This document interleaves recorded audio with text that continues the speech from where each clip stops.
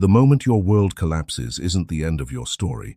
It's the brutal, necessary price of admission for the person you were actually meant to become. Imagine standing in the ruins of your own psyche, your career, your relationships, your very identity shattered. Most modern experts look at this and see a pathology, a breakdown, a disorder. But Carl Jung saw something much more radical. He called this the nigredo, the blackening. To Jung, if your life isn't falling apart, you might never actually find your soul. But here is the terrifying catch. Most people fail to rebuild because they try to glue the old broken pieces back together. They want their old self back. Jung warns us that the old self is exactly what needed to die. There is a precise, alchemical process to navigating this psychological chaos, and if you miss even one step, you risk staying trapped in the abyss forever. What if the very demons you are currently fighting are actually the architects of your future? What if your collapse isn't a sign that you're broken, but a signal that your unconscious mind has staged a coup to save you from a lie?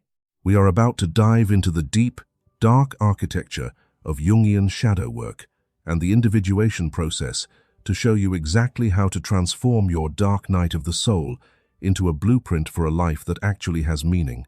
If you feel like you're drowning, stop swimming for the surface. We're going down. To understand why you feel like you're disintegrating, you first have to understand the architecture of the lie you've been living. Carl Jung argued that each of us carries a persona, a Latin word for the masks worn by actors in ancient theater. This mask isn't just a social courtesy, it's a survival mechanism. It's the competent professional, the perfect partner, the resilient provider. We spend the first half of our lives meticulously painting this mask, making it so convincing that eventually we forget we're even wearing it. We start to believe that the mask is the face.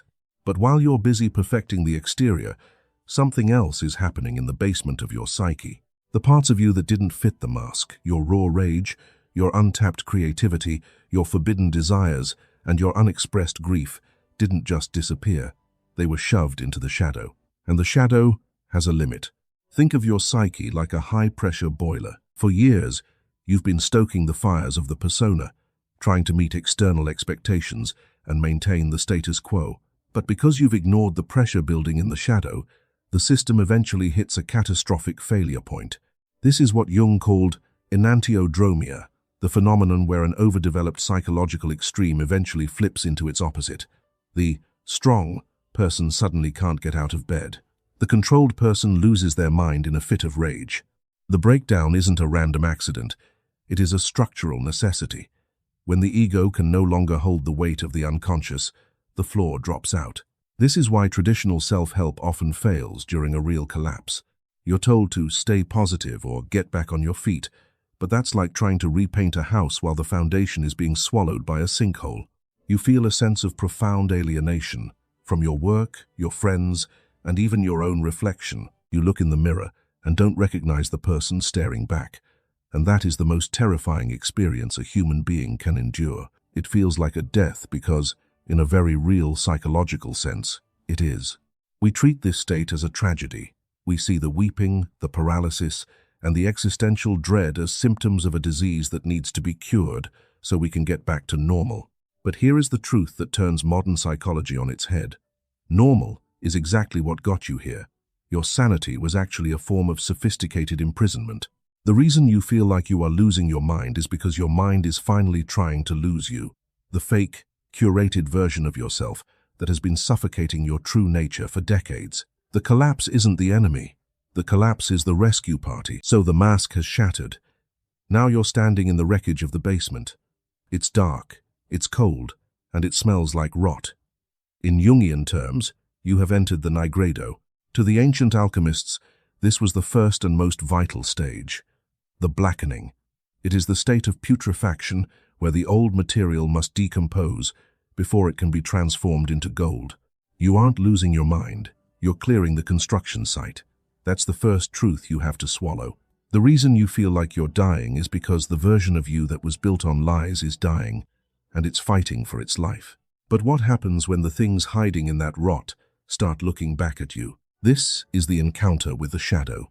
Your shadow is every part of you that was too much for your parents, too aggressive for your teachers, or too weird for your peers.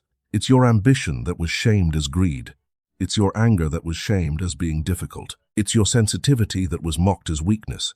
For decades, you've been paying a shadow tax, a massive amount of psychic energy spent just to keep these parts of yourself locked in a vault. When you reclaim these parts, you get your energy back. The chronic fatigue, the brain fog, the numbness, that's the tax being lifted. You stop feeling like a ghost in your own life because you're finally bringing the whole team to the field. But reclaiming them isn't as simple as self-love. It's a cage fight. The ego, the little I that thinks it's the captain of the ship, is terrified. It's a cabin boy who's been pretending to steer while the ocean stayed calm. Now that the storm has hit, the cabin boy is panicking because he realizes he has no control. The pain you feel right now? That's the ego's grip loosening. It's the agony of a false identity being stripped away like burnt skin. If you don't learn how to let go, the ego will take the whole ship down with it, just to stay in charge. Jung's solution wasn't positive thinking or manifesting. It was a process called active imagination. He realized that the demons in your head aren't just thoughts. They are autonomous sub-personalities. You don't ignore the voice telling you you're a failure. You pull up a chair. You look it in the eye. You ask it, "What do you want?" When you actually listen, you realize that most of your demons are just protectors that have been working overtime in the dark. That anxiety is often a misplaced survival instinct, trying to keep you safe from a world it no longer understands. When you acknowledge it, the screaming stops. The pressure drops. You begin to shift from a fragmented mess into an integrated force. But here is the most dangerous part of the process: the point of no return. There is a moment in every collapse where you have a choice. You can try to retreat. You can go back to the mask, find a new job that drains you just as much as the last one, or jump into a new relationship to avoid the silence. But Jung warns us that the rejected unconscious will eventually return with a vengeance. If you don't face the shadow now, it will manifest externally as fate. You'll keep meeting the same toxic people. You'll keep hitting the same bad luck. You'll keep falling into the same holes. The only way out is through the center of the fire. You have to stop asking why this is happening to you and start asking why it is happening for you. You have to realize that you aren't a victim of a breakdown. You are the subject of a breakthrough. The goal isn't to become good or happy. It's to become whole. Being good is a performance. Being whole is a power. This is the integration of the shadow. It is the terrifying realization that the same fire that can burn your house down is the only fire that can keep you warm in the winter. You are finally gaining access to a level of resilience you didn't think was possible. But there's a final, brutal hurdle. To become whole, you have to sacrifice the one thing you've spent your entire life protecting. And if you refuse this final sacrifice, the entire process reverses, and the dark night becomes a permanent residence. What is the one thing you're still holding onto that's keeping you stuck in the dark? The sacrifice Jung demands is the most painful one of all. You must give up your claim to the safety of being a victim. You have to let go of the comforting lie that life did this to you, and accept the terrifying responsibility that your soul demanded this wreckage to clear the path for your truth. This is the stage the alchemists called the albedo, the washing away of the soot, where the light of consciousness finally begins to reflect off the raw material of your life. You realize now that the demons weren't trying to tear you apart.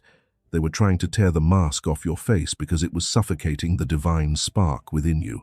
When you stop fighting the collapse and start listening to it, the energy that was once used for anxiety and depression is converted into a fierce, grounded presence.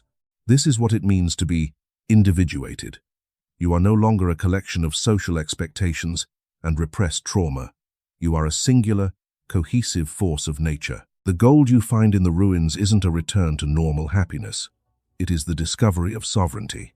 You no longer look to the world, your career, or your social circle to tell you who you are or what your life is worth. You have been to the bottom of the abyss, and you didn't die. You evolved. You have looked into the eyes of your own shadow and realized it carries the very fire you need to light your way forward. The rebuilding process isn't about finding new pieces to fit into the old shape of your life. It's about realizing that you are the architect, the stone, and the flame all at once. You don't get over a collapse. You outgrow it. You become large enough to contain your contradictions, your light and your heat, your kindness and your rage, your past failures and your future potential. This is the ultimate paradox of the Jungian journey. The very moment you thought you were being destroyed was the moment you were finally being made real. The dark night of the soul wasn't a prison sentence, it was an initiation. You didn't lose everything, you simply lost everything that wasn't actually you.